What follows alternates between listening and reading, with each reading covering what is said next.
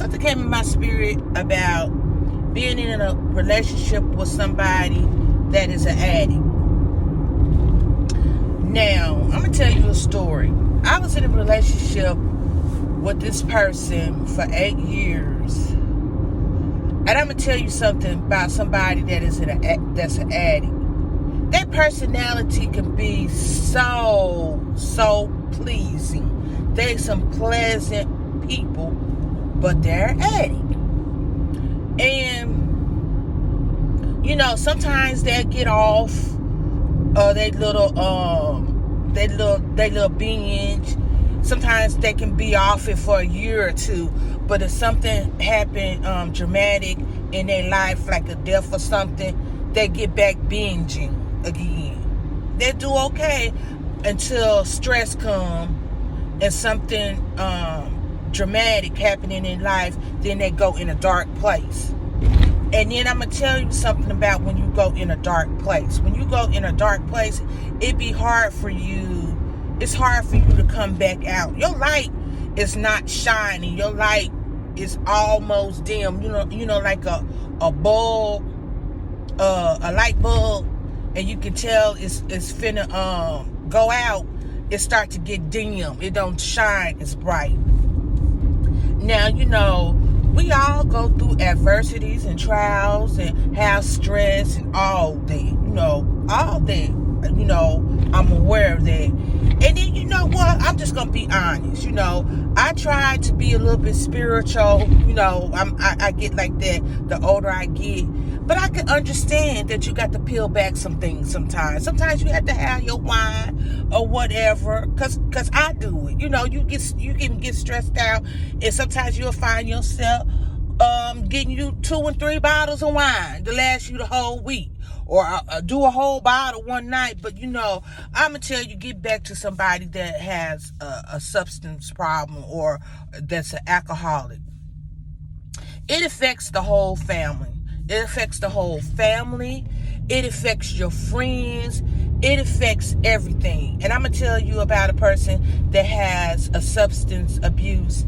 They will call you all the time and nickel and dime you and ask you for $25, $50, $10, $8. They're going to call everybody in the family. Everybody in the family, they're going to call their friends. They're going to call people out of state to get their money to get what they like to take. And it's really sad. They're not going to keep a job. And then I'm going to tell you the person that I was in a relationship with, how I really, at first I was in denial. So, one day I said, let me see if he's at work. So I drove to his job. And I talked to one of his co-workers, and they said, he hasn't been at work for 2 weeks. He was getting up going like he was going to work. And everything lying, talking about his day and everything. They liars too. Oh my God. They are some good liars. They can lie so good. And you thinking it's the truth, and it be a lie. They'll have you going all kind of with your way, baby. They will. And then, at the end, I'm going to tell you, it really wore me down in my spirit, what I did. He did something. He had to go to the hospital and stuff. And I just felt like in my spirit, how he had got injured that time, something was telling me, Valerie, he's lying, and you got to leave him alone. And I did. And then I said, Lord, how did I commit myself to somebody all these years that was a liar, that steal everything for everybody and they pawn things to pawn stuff. I come on my TV and stuff, we pawn and stuff, and just lying. How did I do that? How was I allowing myself to be in a relationship and wasting my time with somebody that was an addict? You know what I'm saying? I have made some poor choices, and I'm finna tell y'all, if I can get through to one somebody, I'm finna tell you this. It is hard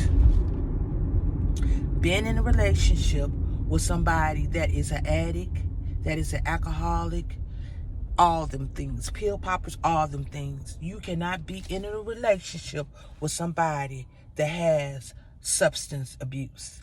It's hard. It's exhausting. You think one while y'all doing good and they doing good and you thinking it's gonna work and you still be in denial. The only way that I can possibly see, I had never got to that part, is to get them help. And then they had to want to help. They had to want to get help. But other than that, you cannot be in a relationship with somebody like that. A friend, anybody, especially an alcoholic. You cannot sit and talk and confide in somebody that's an alcoholic, because they're going to tell everything and they're going to flip on you. I learned that long time ago. So this is Valerie Rose. This is my sabbatical, baby. And I hope that I can reach somebody that can turn that light bulb on and think about what they doing, because I've been there and done that, baby. Y'all have a good day. Bye-bye.